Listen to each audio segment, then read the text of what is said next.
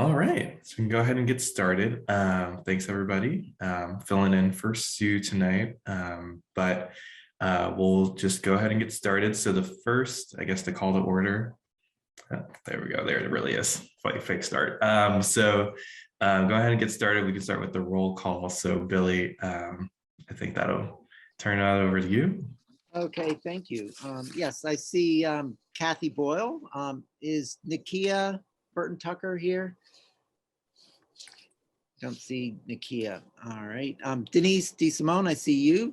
Jam Hammond, have you arrived? Jam, let me know if you're here. I'm here. Sue Kerr is not here. Bruce Krause. I haven't seen Bruce Krause. Britton, did Britton arrive yet? Didn't see Britton. Lenny, I saw Lenny Orbovich, Richard Parsakian, have not seen yet. Shantae Porter, not seen yet. Christopher Robinson is here. Marcus Robinson is here. Sarah Rosso is here. Lucas Salerno is here. Derek Tynes is here. And Guillermo Vasquez is here. So I think good shape. Perfect. Can everyone see the agenda on my screen? Mm-hmm. All right. If you need me to zoom in or anything, let me know. So I guess one thing to preface with before kind of diving in further, we'll see those minute kind of guidelines next to each agenda item to try to, make sure we have enough time to discuss all the different topics and everything. So just keep that in mind so we can make sure we talk about everything. So the next thing would be the reading and approval of the minutes, which I have here. Were there any questions? Sorry, go ahead, Billy. Yeah, I'll make a motion to adopt the minutes from our December 16th, 2021 regular commission meeting. I'll second. Thank you.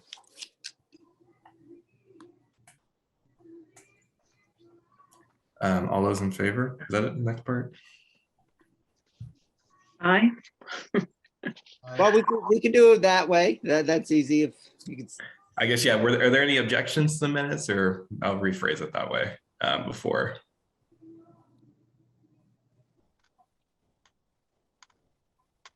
All right. If no objections, then those minutes are approved.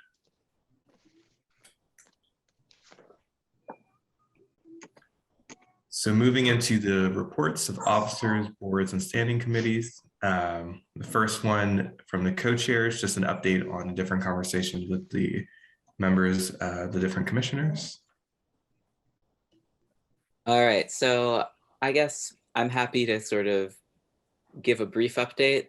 We haven't had a chance to get together yet and sort of discuss the results of our meetings. Many of us have had one-on-one conversations with the other commissioners. Not all of these conversations have happened yet. So if you have not been contacted to set up a one-on-one conversation, please let us know. And if you have been contacted to set up a one-on-one conversation but haven't set one up, please get on that, because we're really hoping to get everyone's perspective kind of holistically.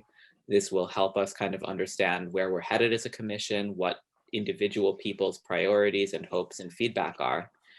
We've been getting some really useful feedback that we hope to work on in the future. So next month, hopefully we'll be able to give you kind of a final update on that project.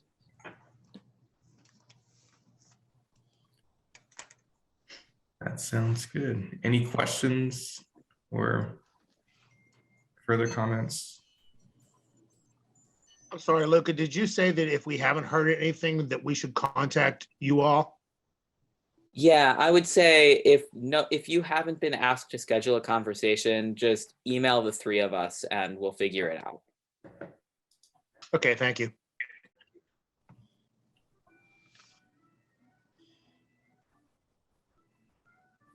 Anything else? We're moving on. So the next one, just moving on to the establishment of a budget committee. So Guillermo, I believe you'll be talking a little bit about this item. Yes. So basically what we're trying to do is have a additional 2 members to work with us in the, to work with me actually in the budget committee so that we can get, first of all, the structure of the budget. And there's more than one person involved in this, not just me.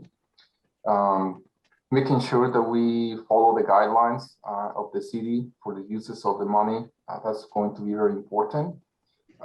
Making sure that we stay within the fiscal requirements and that we do the proper updating and reporting to the commission so that everybody's clear and transparent to the budget.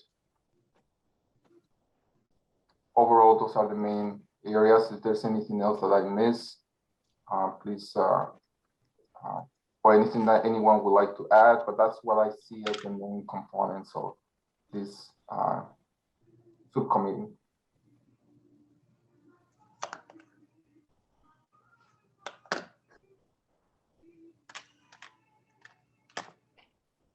Billy, I see you have your hand up. So for that, we have to make a motion for 2 volunteers to join me. And yeah, Billy would like to speak. Go ahead, Billy. Yeah, what I would like to do is, to just formalize this a little more. I mean, I appreciate your earlier email with, and you've just outlined what you sent earlier to some of us. And I think that what I would like to do is, I have both your text and my modified text, and I'll screen share it. And I'll make I would make a motion to adopt mine because Yes. I'm assuming a friendly amendment anyway. So if that's all right, I don't know. Yeah, I do have screen share. I cannot screen share while the other participant is sharing, but okay, I'll give that a try again. And then all I have to do is pick out the right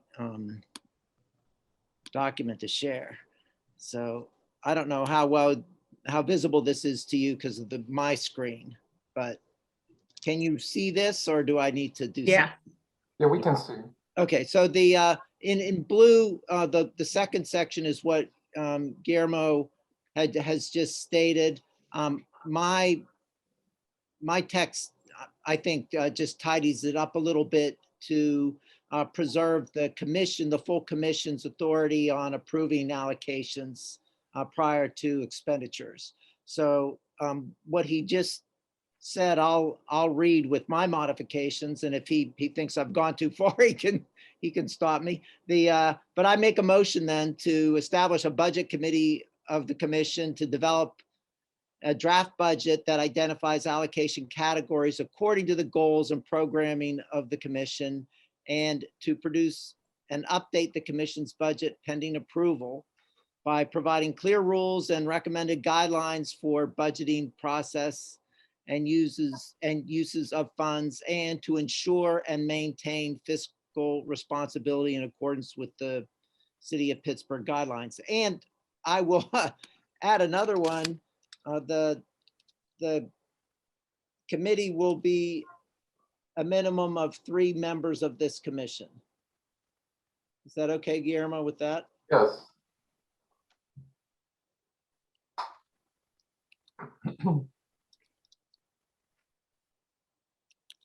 So with that said, we would like to hear who would like to volunteer to join this. We need budget. a second and a discussion and a vote, and then you can get volunteers. I'll second.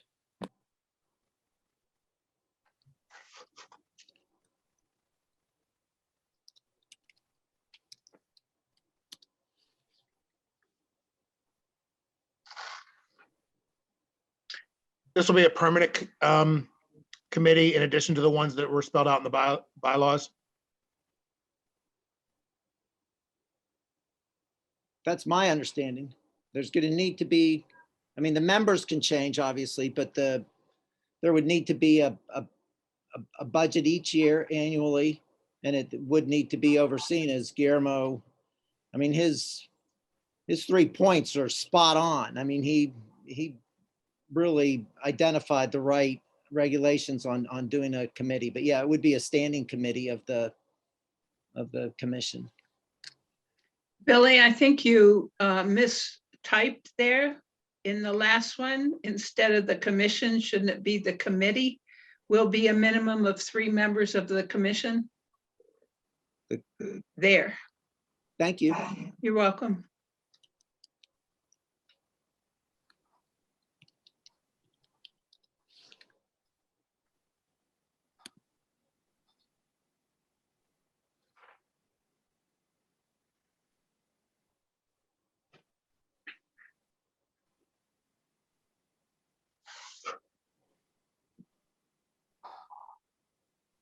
One more question that comes to my mind is, should we consider, I think we should probably pass this today, but should we consider going back and revising the bylaws to include the budget committee as one of the committees on the commission?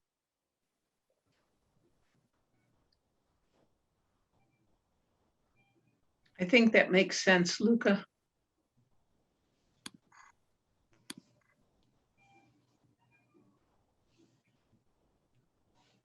Well, anyone at a regular meeting can make a motion to do so. So it's certainly doable.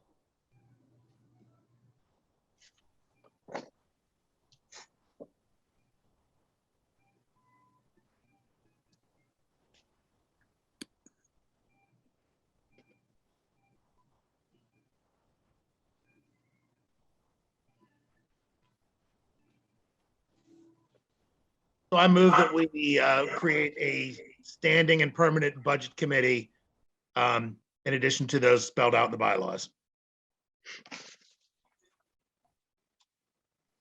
I second. This is Derek Tynes.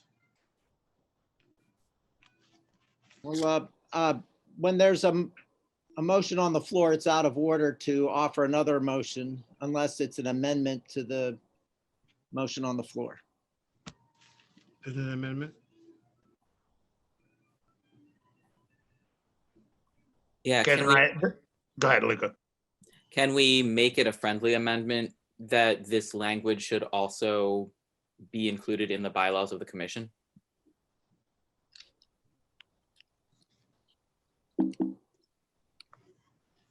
As the maker of the motion, I'll accept that as a friendly amendment.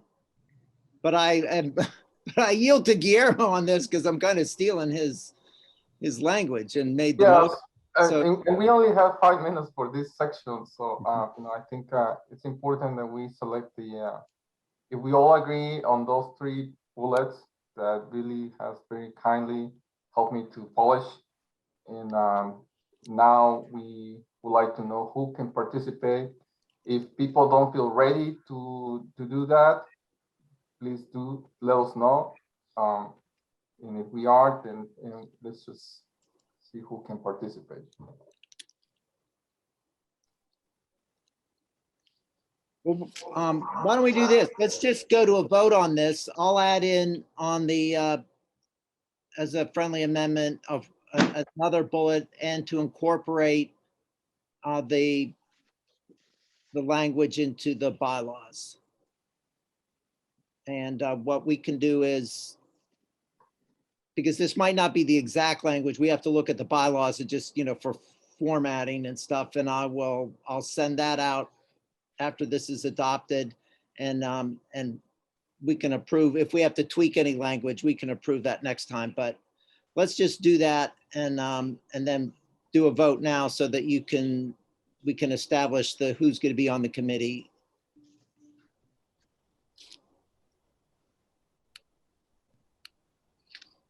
So Marcus, either I make a motion to close debate or you just go ahead and do this and do the vote. So, yeah, I guess, so all those in favor? I Say aye. Aye. Aye.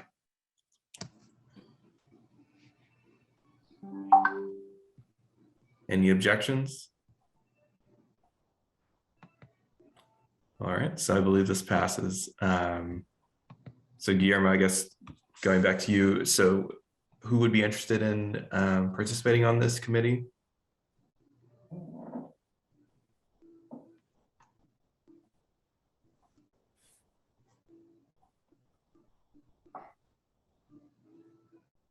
I can participate on this committee.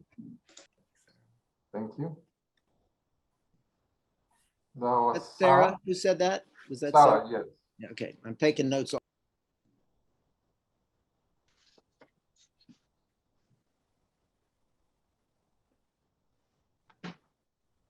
We need one more person.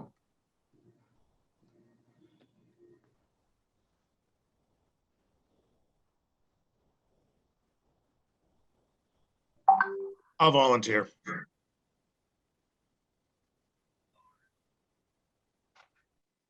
Thank you. That was Leonard.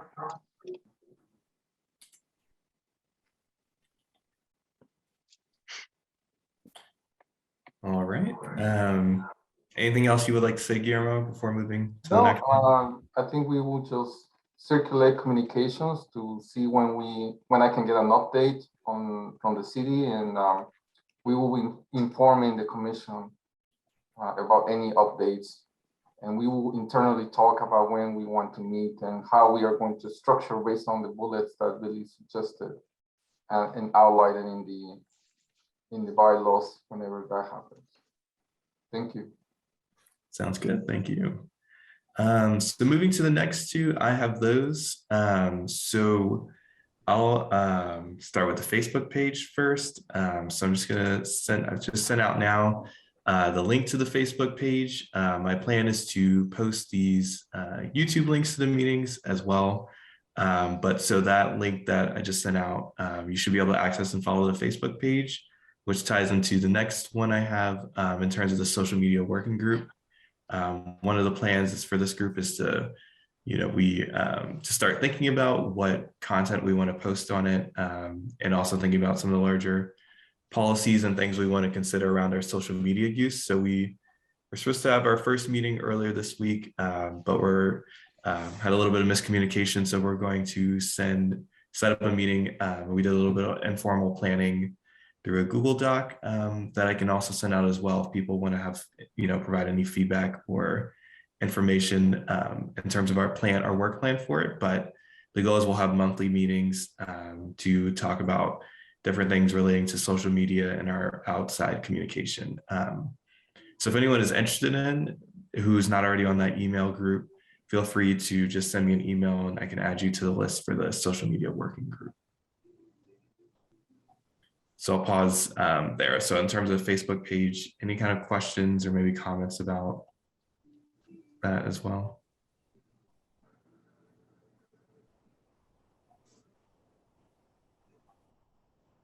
I just want to thank Marcus for the work that he has done in organizing this and making it happen. So thank you for doing that work. Thank you. And yeah, I think, if you wouldn't mind, everyone just kind of follow it or encourage people. And, if there's things that you think would be important to highlight on it, just send me an email as well. We can make sure we highlight those things. So moving on to the next item. So the report from the meeting with Ed Gainey. Not sure who's going to give that update.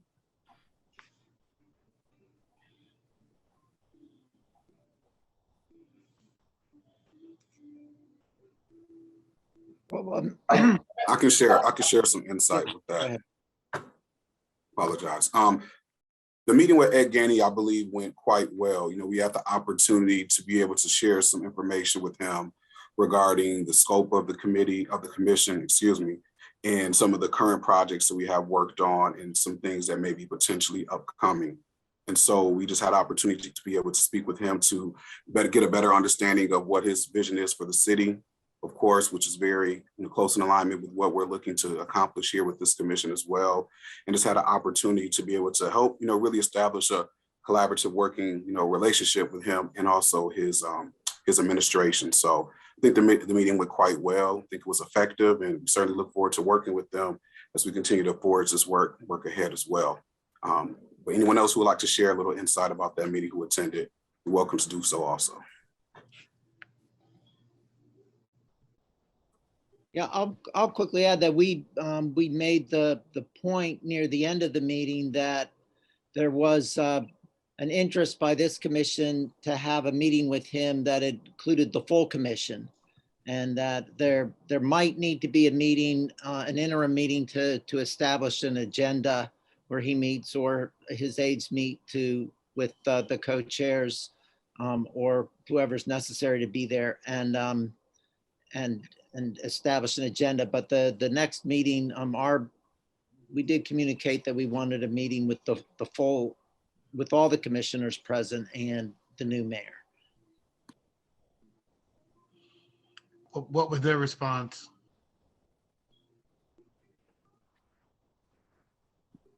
My understanding is that there was going to be a meeting to establish that they were interested in that. There was no hesitancy on that. He was interested in continuing the conversation that we had embarked upon in the meeting, but we were hesitant to agree to another substantive, content-filled meeting without the full commission, that we preferred to, if we had another meeting with a smaller group, that it was to establish the meeting with the bigger group. That is, set the agenda and get understandings on the meeting. That we did not want to continue with substantive talks without all the commissioners having an opportunity to participate in that. But that they're open to it. I think the ball is in both our courts, the co-chairs and the mayor's office now to work on that. I agree. And I think we also had the opportunity to talk about who would be a representative from his administration on the commission in terms of a liaison or someone who's actually from his team as well. And I don't believe we received the response from his administration as of yet. But I know it's something that they plan to get back to us and to be able to discuss.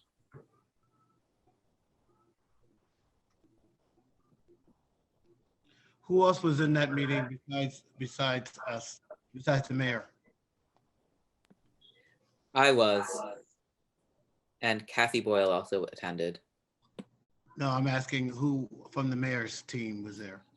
Oh, Yeah, so also Marcus and Marcus and Chris and I and Luca and Kathy were there. But for the mayor's office, it was Mr. Gainey, Jake Pollock, Pawlak, who's going to be his chief of staff, and Angel Gober, who is the transition team lead. You mean Jake Weekly? No, Jake Pollock, not Jake Wheatley. Jake Pollock, Pawlak. I am not, I mean, there's been a couple indications of what Jake Wheatley's role is going to be, but Jake Pollock is identified as the mayor-elect chief of staff, according to my notes. That's a change then, okay. Who else? Also, Angel Gober, Gober, she's one of the leads on his transition team. Okay.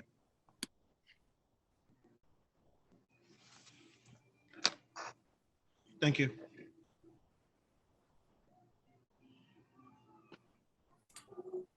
Any other questions about the meeting or next steps that we have from there?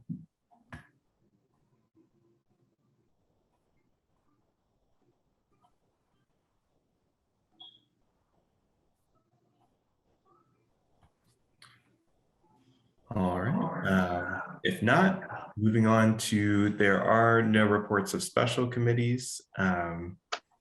So moving into unfinished business.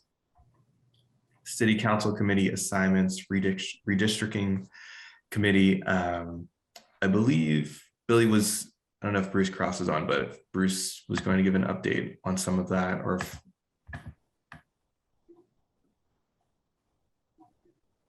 Yeah, I think where we are, we're waiting for Bruce to respond. I mean, he had offered his chief of staff, I think it's his chief of staff or whatever, one of his lead persons on his staff, who is what he indicated to us at one of our meetings, regular meetings. Those of you who were there heard it. He said he was an expert on this and would invite him to a meeting, but that just hasn't unfolded yet. So we're sort of in a holding pattern on getting information from Bruce on that right now. Hopefully he'll respond.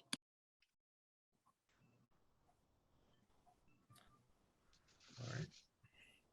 So we'll move past that one. Can I jump in real quick? Can we make a correction? Because Jake Pollock is the deputy mayor, not the chief of staff. Jake Wheatley's the chief, is the deputy mayor. Jake Pollock is someone else who's a part of Gainey's administration. That's not what's listed on his website. It says Jake Pollock is deputy mayor and Jake Wheatley is chief of staff. Might want to check it. Let's go with. You mind sharing the link? Fine with us. Mhm.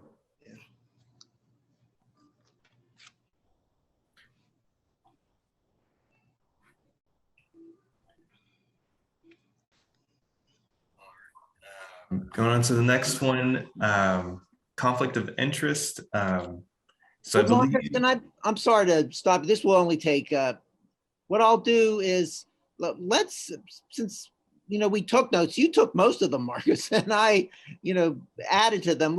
We'll share the notes from the Gainey meeting. So, because we didn't really go over everything and you'll really get the full picture of it.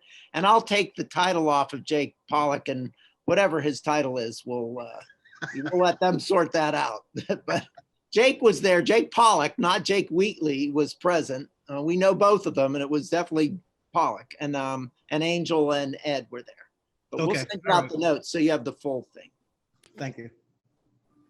yeah, and those notes should hopefully, Derek, they'll give a little more background into what we talked about and kind of things there. So if anyone has questions after the notes go out, just let us know.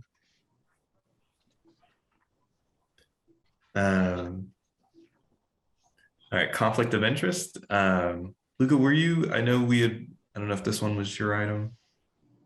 I think I'm as close to whose item it is as possible. So we need to find out right now we are trying to kind of get a sense about what other commissions in the city and what city employees are doing in terms of getting conflict of interest training. I'm in the process of finding that information out from the city's HR office, but I don't have anything firm to report on it. So hopefully soon I will actually have something.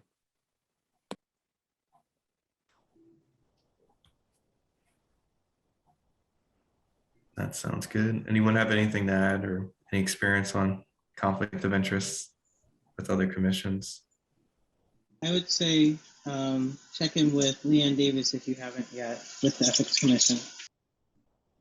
Jam, could you do me a huge favor and email me that person's name at least, or possibly email address if you have it? Yeah, definitely. Awesome, thank you so much. Jam, if you could include me on that email, just so I get the name correct in our notes here. Yeah, I'll do that. Thank you. All right. So the next year-end report status. So I believe this is Sue's item. I know Sue had been working on putting together some information, and there have been some emails going back and forth about putting together this year-end report of the work that we've completed in the past year and some of the other activities we've been involved in. I don't have anything specifically from Sue regarding what that includes, but I think it's still work in progress. That's also my understanding. Okay, perfect. Pittsburgh Pirates, I think this is also a Sue item. So I will table that one. And so Luke, I think Health Department is yours, I believe. Yeah, Health Department is mine. I don't have anything to report with Health Department. All right, and so the last one, commission goal setting meeting. So we had one previously last year where we made a lot of progress, and thanks to Denise for helping kind of articulate everything and start to think about what we want to work on in our collective high priority items. I think the last step that we had talked about was setting up another follow-up meeting. So Denise, I don't know if you had anything there to add before, and if not, we can talk about scheduling. Yeah, I think we could, with one more meeting, I think we could just finalize everything. Marcus, thanks for the feedback. I think, some of your points would like to incorporate along with the others. But, it's really helpful if there's, I know this is bad timing, but if we could have that in person, it seems to gel a lot better. I know we're in this COVID situation, but, I don't think we could wait. So, maybe next week we could get on a virtual call. It's going to take probably another hour and a half. And, so anybody that would like to participate, I think the more the better. Yeah, so you're thinking sometime next week or within the next 2 weeks? I think within the next 2 weeks, I would like to get it complete before February the 1st. So again, I think just an hour and a half, we could just come to some resolution and then just put it together, and I could put it together in a document. Perfect. So I'll throw out there 2 options. One option is if everyone could maybe just take the next 2 minutes to email me with their availability over the next 2 weeks, or I can just throw out some dates and we can see what works best. If people have a preference. Might be better to send a doodle and then have people participate in the doodle. Yeah, I would suggest that if Denise is willing to give her time to basically anchor this meeting a second time, that she should pick times that work with her schedule and send out a doodle poll to see who else is available at those times. Okay, I can do that. Sounds good. Thanks, Denise. Mm-hmm. And then I guess you'll send any, things to think about before as well. So we can make sure to look for that as well. Yeah, so I'm going to send kind of where we left off, but I also want to pull some things to think about based on those documents we received. Let's see how they were titled. The needs assessment. Mm-hmm. So I'll send kind of a recap of where we are and then some questions that we can talk about when we get together. Perfect. And then just a note here in terms of that, some of those links to documents, I put them in our Google Drive. If anyone has any difficulty accessing those documents, just let me, or that, anything in that drive in general, just let me know. Still working on the permissions and everything, but hopefully we can start to use that. We'll be putting our meeting minutes and everything there. So a good reference point for all our things that we're working on. I'd also like to add, kind of with regard to that I finally have tracked down a copy of the much discussed and not ever found again 2003 PERSAD needs assessment. So hopefully that resource will be available to all of us soon. Exciting. Any other comments or questions people had about the goal setting? Other than our next steps that we have?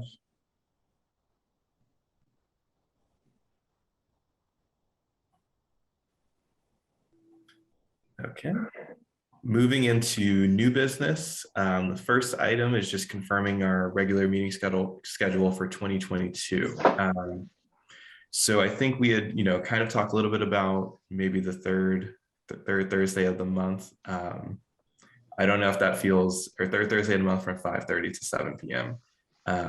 Do people have kind of any concerns with that potential recurrence, or would you like to rotate? Like, what are some thoughts there? Does that make the most sense to keep it consistent? I'd like to start the discussion by mentioning that we have asked the full commission several times since we started meeting on the third Thursdays if there were times that would work better for other people. And I have gotten no responses back suggesting that other times would be more convenient for more people. I personally think this time works good. It's easy to schedule out. I mean, for me, it's fine. I don't know how everybody else feels, but the third Thursday at this time seems to work for me. But with that said, I can adjust with, if somebody has a better time that is more convenient for them, I'm okay to move it. Has anybody looked at the calendar of other commission meetings that Richard sent out to see like if it is conflicty with other commissions?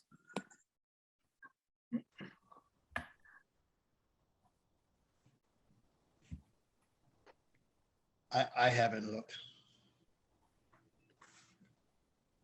But this time also works well for me.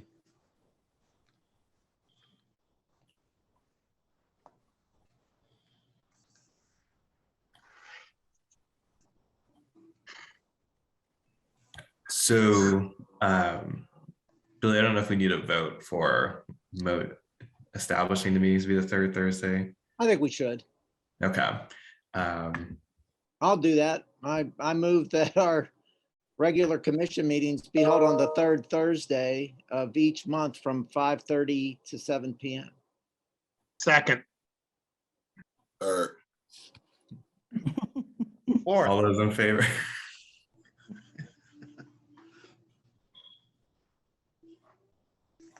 Aye. Aye. Aye. Aye. Any objections? I also want to note that I did look at the calendar that Richard sent, and the only other commission that even meets on Thursdays is the Zoning Board of Adjustment, and they haven't really been very conflicty with us in the past.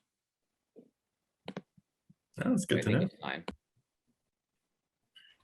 So what I'll do is I'll send those holds out like I did. I don't know if that's been helpful to send those meeting invitations out for the rest of the year for that third Thursday of the month from 5:30 to 7 p.m. and update with the Zoom link and the minutes and any documents that are relevant for the meeting. If that sounds good to everyone. Perfect.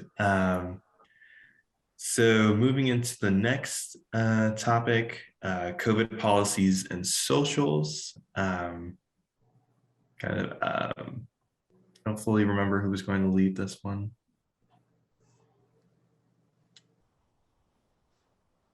That would be me. Sorry, I had to unmute for a second. So there's been we've had kind of this repeated series of questions that are basically linked in with each other, which are A, how should the commission create a COVID policy for how to meet amongst ourselves, how to meet with other entities that might need to meet with us in terms of our hope to have partnerships with other offices and organizations, and also how we can go about having social activities with each other. A lot of people already, I can say, in our one-on-one conversations have commented that not being able to socialize with each other outside of this kind of publicly live streamed meeting is starting to sort of hamper the work of the commission and make it hard to understand who all is on it and form relationships with each other.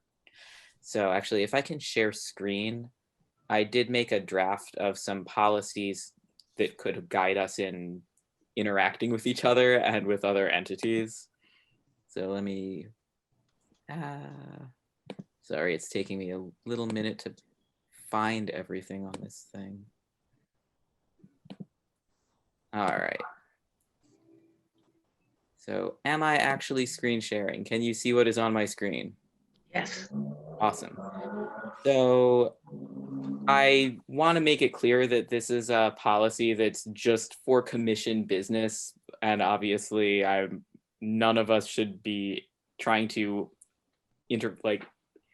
control or make any suggestion as to how people should behave on their own time with their other personal affairs.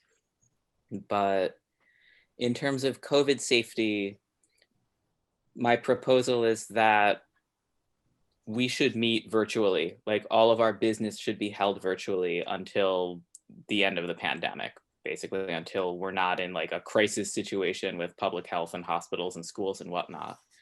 And the rationale for doing this is that a lot of our community members are likely to be particularly vulnerable to severe COVID infection. And definitely some of our own commissioners have vulnerability to COVID. So in order to make it so that everyone can participate equitably, we kind of need to stay virtual for our business meetings. And that includes our regular monthly meetings that we have tonight, as well as special meetings or meetings of committees and working groups to do commission business. And then kind of moving to in-person meetings. So it might happen that we form a partnership with some stakeholders who are like, we can't do a virtual meeting for whatever reason. So this document would suggest that we should do the following policies: that if there's a very bad phase of the pandemic, so if we have a spike like we do currently with Omicron, if we have a variant that is evading immunity that people would otherwise have from vaccination or previous infection, or if we're at a place where our hospitals are over 75% capacity. So if there's no ICU beds in town, then if we're meeting in person, everyone has to wear a very protective face mask for the duration of the meeting. And if it's happening at a phase of the pandemic that's not particularly terrifying, everyone either has to be vaccinated or they have to be masked. And so that's the COVID policy for masking. And then in terms of social gatherings, you know, I don't think that we should be having social gatherings that are kind of official commission events that don't follow federal, state, and local regulations about COVID, is basically what that's saying. And it also says that until the pandemic is over, we should have half of our social gatherings at a minimum taking place virtually, so that we're not excluding people who can't meet in person.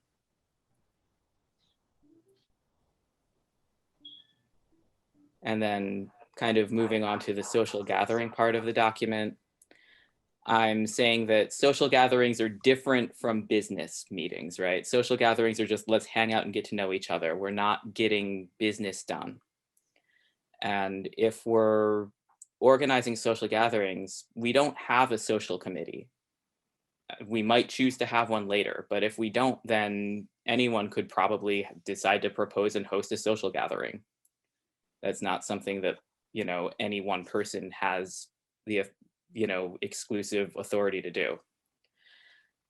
And I would also, this proposes also that we could meet at all different sorts of places in person. Some people have talked about having a happy hour social gathering, and I think that's totally fitting, especially given the role that gay bars have played in LGBTQIA+ history and culture. We don't want to exclude people from our gatherings who might not be able to hang out at a gay bar. You know, if you're in recovery from alcohol use disorder, or if you have like a religious tenet that keeps you from going out to a bar, we probably shouldn't only meet at a bar. So we should sometimes meet at places that aren't the bar. So essentially what I'm proposing is that since we're in a pandemic, we want to hang out, we want to do stuff together, we should have half of them be virtual so that we're not cutting out socialization opportunities for our fellow commissioners who can't socialize in person. We can have 1 or 2 out of every 4 gatherings that's at a place that isn't a bar. So we could have a picnic outside, we could go to a restaurant, we could do a coffee shop thing. And we could also sometimes maybe 1 out of every 4 gatherings while there's a pandemic, 1 out of every 2 when there's not a pandemic, we could go have a happy hour together. So that's basically what I'm suggesting.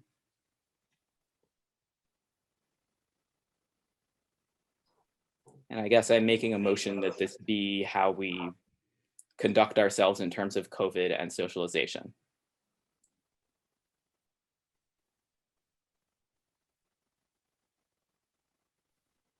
Second.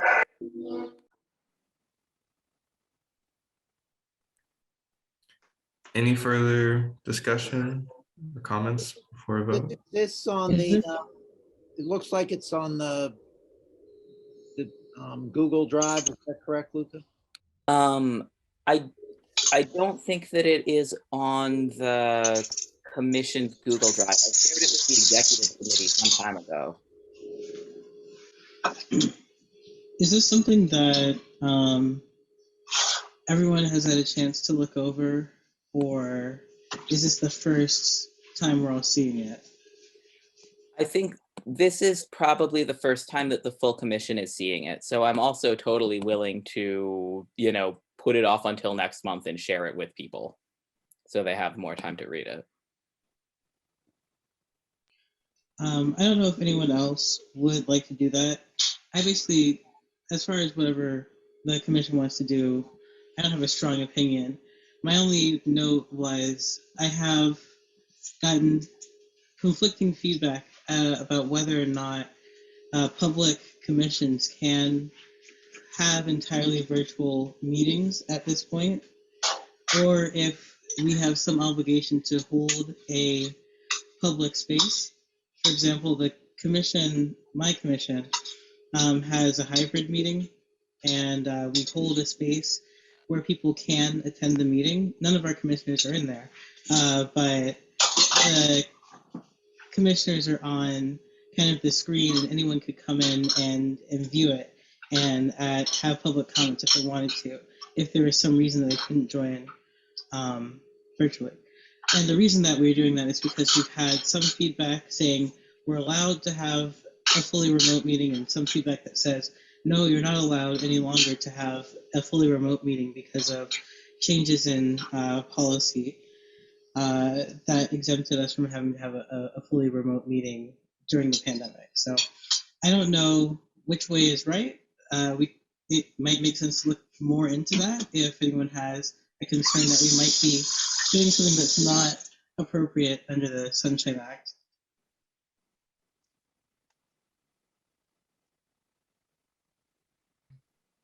I wanted to say that for whenever anyone feels like they can have an in-person meeting, my space here at the Hispanic Corporation is wide and open.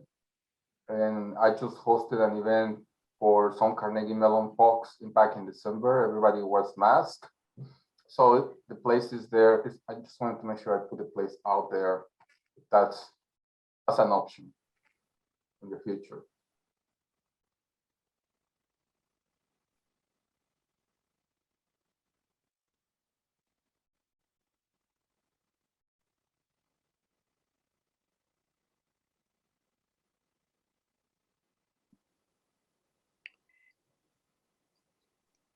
Well, there's a motion on the table and it's been seconded. I think that, so it has to be considered. I would prefer that this be shared with the full commission, and that we make a decision on it at the February meeting after there's a good read, particularly just because there's a lot of text there.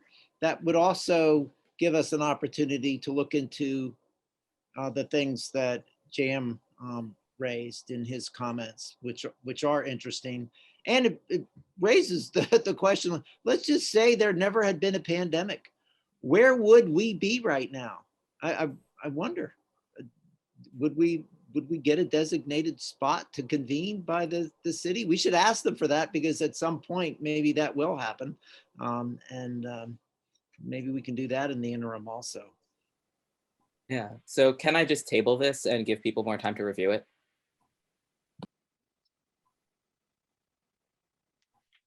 Yes. You can withdraw it. You can Yeah, I'll withdraw and we'll do it next month. I appreciate you doing it, Luca. I think it's helpful. And I withdraw my second.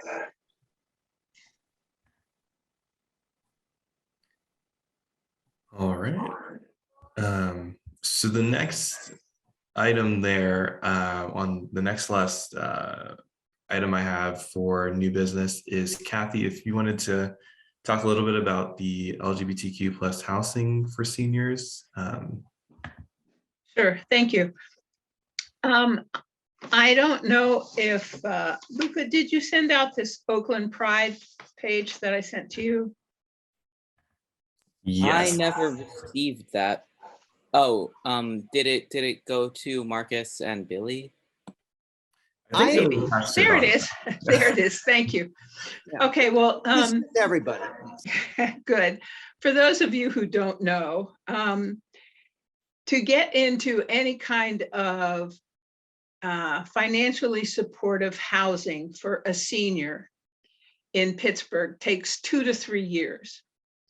And the senior community of LGBTQ people are not normally out in those situations because it can be dangerous. And there have been cases all over the country where things have not gone well. And if you're interested, I could tell you stories locally. But I have been working with Presbyterian Senior Care probably for 5 years. They really want to build an LGBTQ retirement facility that is economically based, financially based, so it'll be supportive housing. And if you don't know the history of Presbyterian Senior Care with our community, they had the first AIDS hospice here in Pittsburgh. And they still provide, they do the HOPWA funds, which is housing for people with AIDS. And they continue to do that. And I'm actually on an advisory committee for that location. And it's pretty, they do really good work there. So anyway, I'm asking, because they are at the point where they are ready to finalize the funding for this building. I was wondering if I wrote a letter to the mayor saying that the commission supported their effort and supported their request for funding, if that would be something you would consider saying okay to. It's a really important project for the senior community.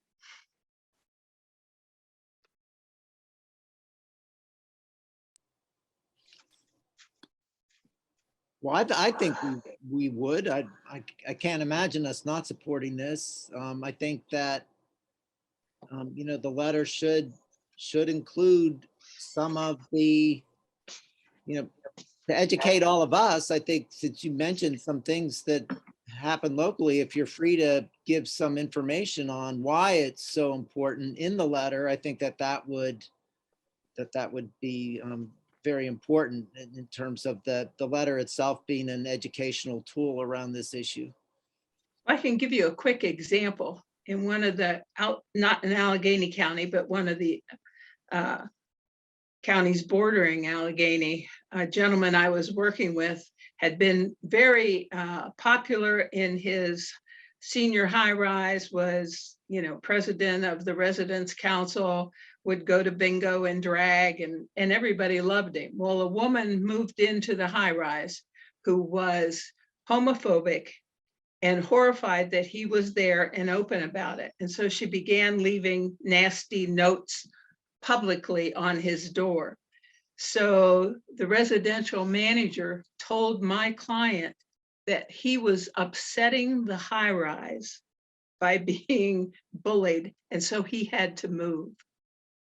Well, you can imagine that I had something to say about that, and that was changed.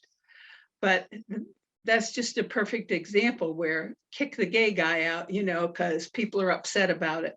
And unfortunately, that is not the only incident of things that I have seen. And there, you know, it's people are worried about where are they going to go? Where can they afford? We know that our population often has a lower income than the heterosexual community. And so there's just lots of reasons that this is very important And the other piece about Presbyterian Senior Care is that they have a contract with Sage out of New York City to have their entire staff trained to be culturally competent. I did their management team years ago, and that's what led to this housing interest. And so I just think if anybody's going to do it for us in Allegheny County, they're a really safe bet in terms of treatment and trying to. Another example is Jim Pfeiffer said to me a month or so ago, he said, you know, we've been through all the training and we know that Q or queer is not a popular word with seniors. Should we make it LGBT housing or LGBTQ housing? And I thought, you know, it's a small point, but it shows that he's really paying attention. And so I'll put something together and send it out and see if we can support that.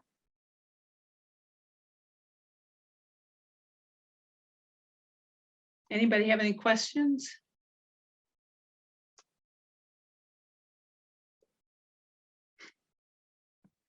I actually do have a question. I agree that it's an incredibly important project and that senior housing for our community needs to happen with a lot more frequency than it currently does. I would like to personally know a little bit more about this partnership's history in development in Pittsburgh and kind of some more information about what the site is. Because in Pittsburgh, we also have a really unfortunate history of real estate development coming in at the expense of communities of color and other marginalized communities. And I really want to be able to support this, but I also really don't want to inadvertently support a project that is essentially pitting our community's interest against the interests of other marginalized communities.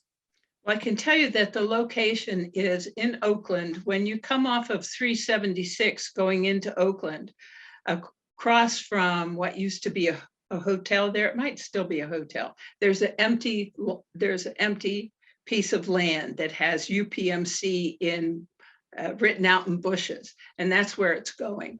So there's no building there at all now. Is that where the old Pittsburgh Playhouse used to be? Across from that, yeah.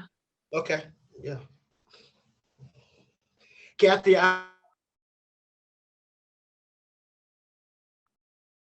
Derek, I couldn't hear you.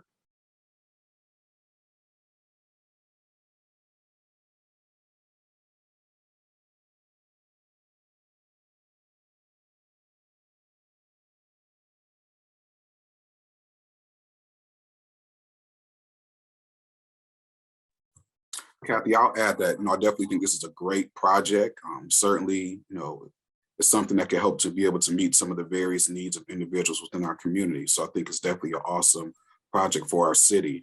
Is this something that you could share with us that we could take a closer look at? And also, I was just wondering in general, when is this project planning to be able to start and to launch as far as like the groundbreaking, and what is the official timeline of it? Well, depending on when they can get all their funding together, they're hoping that they can break ground this year and finish it next year. So, and there's a whole bunch of people who want to start making application, so. Has there been any conversations about the type of services that will be available on site? I know, it says here as far as wellness programming, service coordination, et cetera. Any other type of programming or specific like healthcare programming that may be available to individuals in the facility? Yeah, it will be an independent living facility. So the expectation is that people will be well enough to take care of themselves. But the programming has not been settled yet in terms of what all will be available. But I think I have the ability to have input in that. So when they get to the point where they start talking about that, I'll be happy to take suggestions. And I know that they in all their housing, if people run out of money, they don't kick them out. They let them stay. And that's why they raise funds in one of their foundations so that they can manage the people who live longer than they estimated they would live. So that's how they figure if you're acceptable for one of their private nursing homes is, and this is the way every nursing home does it. They look at the charts and figure, oh, you should live till 85. It's costing you $3,500 a month. You have enough money to get you till you're 83. So we're not going to take you. I mean, that's sort of the worst scenario, but that's how it's done.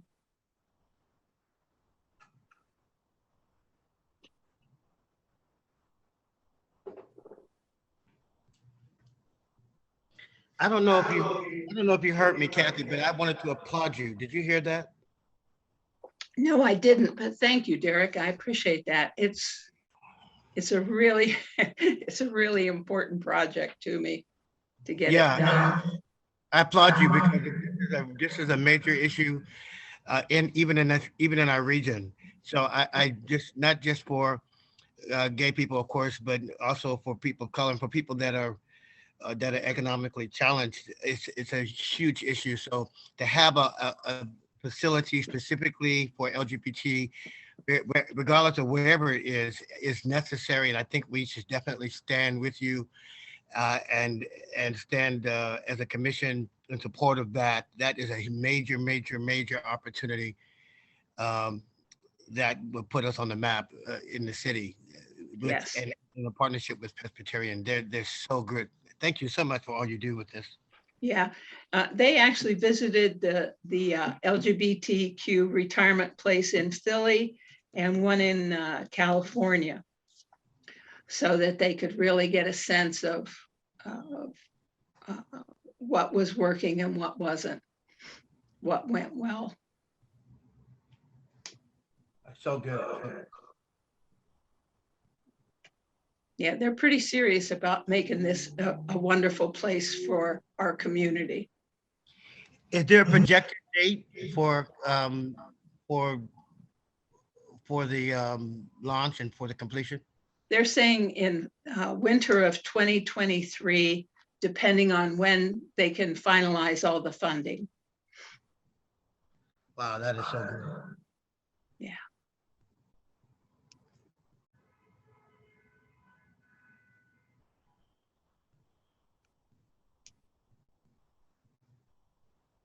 Okay, well, I will put something together and get it to the commission prior to the next meeting.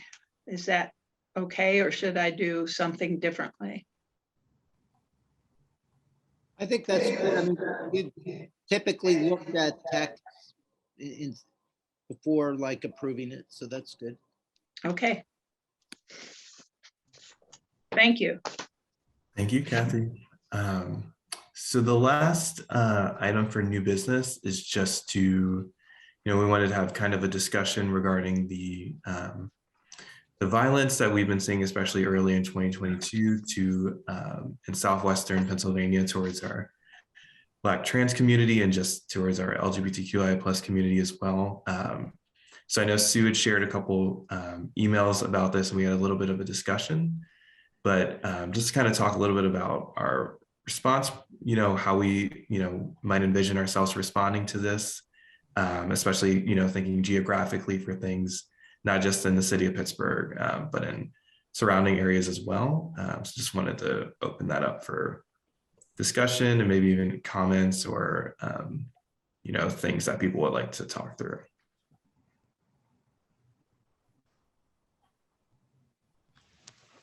This is specifically important to me as I just on Monday officiated and eulogized Amari, the Black trans girl that got murdered on January 1st, was found shot in Wilkinsburg. This is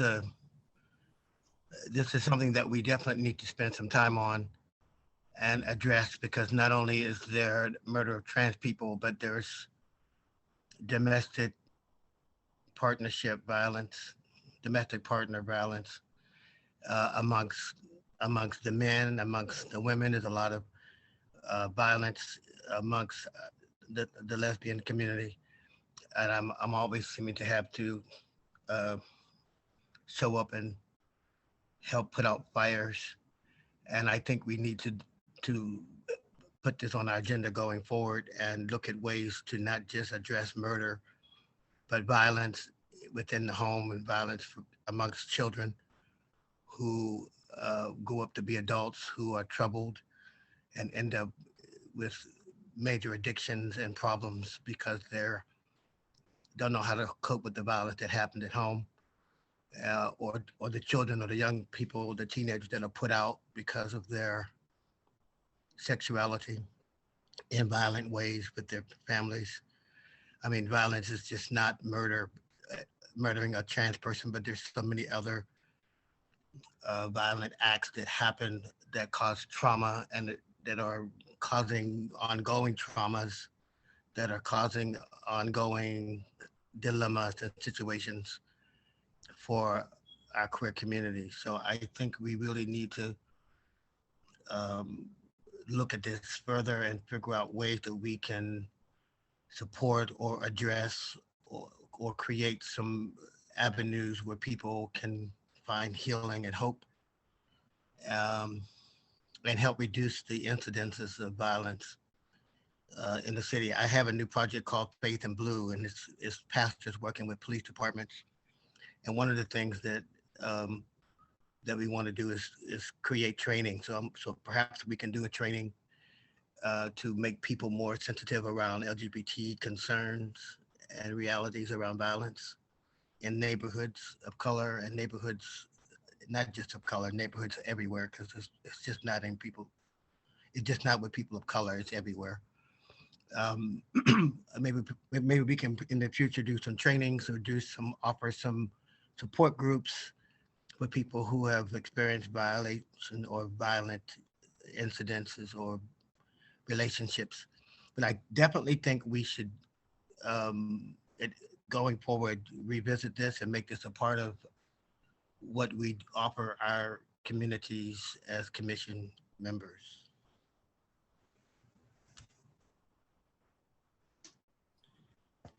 This is also something where I had my interest when I joined the commission because, I believe that there's emotional violence among people that may still be in the closet in the Hispanic community. And we need to have some kind of training education to families, parents, even children or teenagers. And I think it's something that happens because of cultural matters. And so, there could be that. If we have education going on, I think we will be leading people into a better path rather than not doing anything. So that's something that obviously in the future, I would like to be part of that.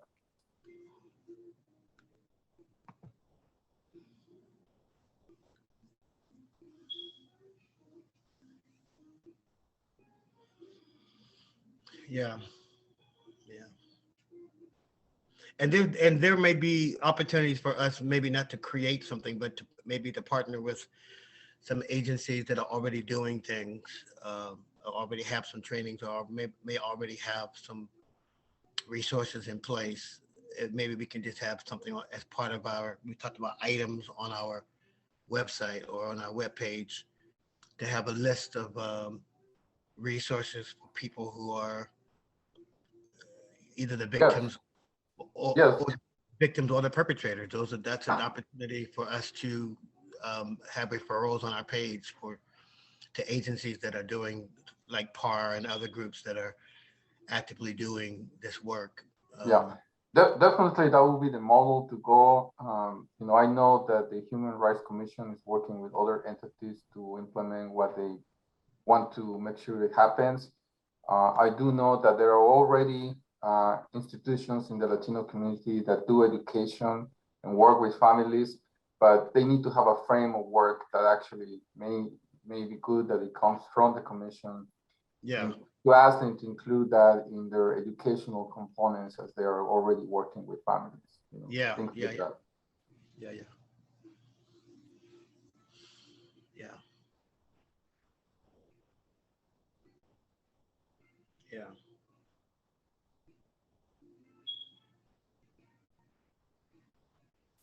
Derek, I think that makes a lot of sense. I think especially as where you start to, we talked about the goal setting, follow-up meeting we're going to have, but I think to really make sure we incorporate that into the, work that we do and prioritize that, and, also plug into the work that other people are doing and, help make sure it's reaching our community. Yes, sir. Definitely. And as we become more public, and as people begin to recognize that we actually do exist, it will be important for us to be a resource. Not just a commission that speaks to what other people are doing all the time, but really just kind of have or become that kind of entity that that can be a reference, or can be a point of maybe an intersection for people to find support and resources for what they may be addressing, whether it's housing violence, whether it's food inequalities. All that stuff can be a part of our page, or references can be on our page for people that are HIV positive, for people that are dealing with addictions. All that stuff has a different context in the context of being LGBT sometimes. So I think that And this is actually where we start seeing how the programming may be unfolding, and how those involved in this commission may participate based on their skills, because some of the commissioners actually are already involved in some of those activities, Mhm. or already know who may be a good partner for this. So this is where we start seeing the programming developing. Although I have to say, we have to be careful into how much we want to venture and conquer. That's right. I think we need to do one or two things, make sure that we do them correctly. We see everybody feels the progress, and then we continue and repeat the model in something else, because otherwise we will just leave things halfway. And but I speak about that because being myself, somebody who's now 50 years old, it took me this long to actually feel comfortable being who I am. And even though I have been an educated person all my life, being Latino, you come up with a big bag in you. And I can just imagine how immigrant Latinos that are already living here are living their lives, and they are gays, and they may still be in the closet, and they're still living with all these myths and all these things. Of course, we come from other generations, but it's still culturally it's probably the same problem that we're facing. So they're already living in this country, and so I think we need to make sure that these people feel free. Well, and at least for the community that I'm speaking of, that's my interest, and anybody else too. But I think you understand what I'm trying to convey, just based on what I have lived myself.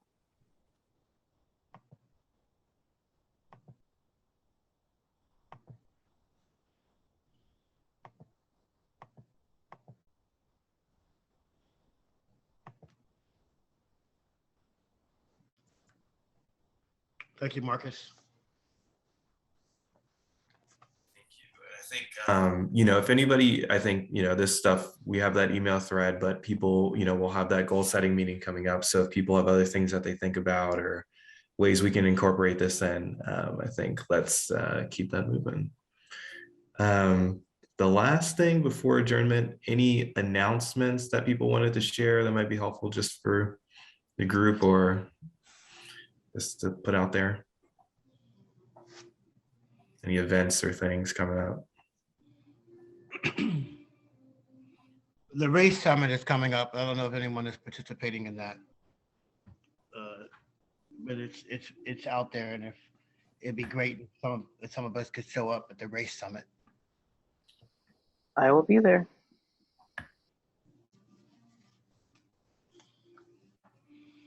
You have any details on that, Derek? I will email them.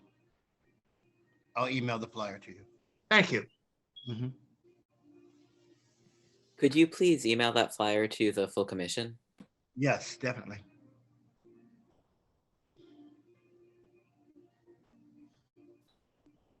All right. If nothing else, then I think we can adjourn for the evening.